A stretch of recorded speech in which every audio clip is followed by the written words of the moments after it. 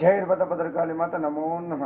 ఇప్పుడు చూడండి వ్యవస్థలు ఎట్లా రాజకీయ నాయకులు. ఇప్పుడు వైసీపీ నందిగామ సురేష్ ఈయన అమరావతిని సర్వనాశనం చేసి మట్టిని దవ్వుకుని పైన ఈయన మీద ఎన్ని కేసులు ఉంటాయి. ఈయన దళితుడైన ఒక ట్యాగ్ తగిలించుకొని ఎన్నో కేసులు.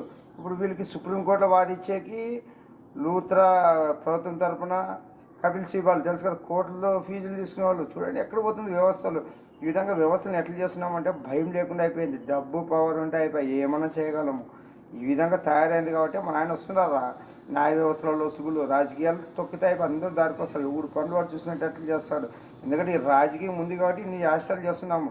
కార్యకర్తలు ఇష్టమైన కొట్లాడుకోవడం, మనుషుల మధ్య మనస్పర్ధలు, కుల గెజ్జలు, మత గెజ్జలు ఇవన్నీ రాజకీయాల నుంచి వస్తున్నాయి. ఈ రాజకీయాన్ని నాశనం చేసి అందరూ దారికి వస్తారు. వీళ్ళకి ఖర్చు పెట్టేది మన బడ్జెట్లో అర్థం వీళ్ళకే సరిపోతుందా. వీళ్ళకి ఇచ్చే సెక్యూరిటీల విషయంలో కానీ అన్ని రకాల అలవెన్స్లో కానీ అన్నీ. అందుకే వీళ్ళందరూ ఫస్ట్ ఇవన్నీ తొక్కితే రాజకీయాన్ని అప్పుడు మన వీరభోగ సంతరించి పాలిస్తారు. అప్పుడు ఎట్లుంటుందో ప్రజాపాలన చూస్తారు. జయపద.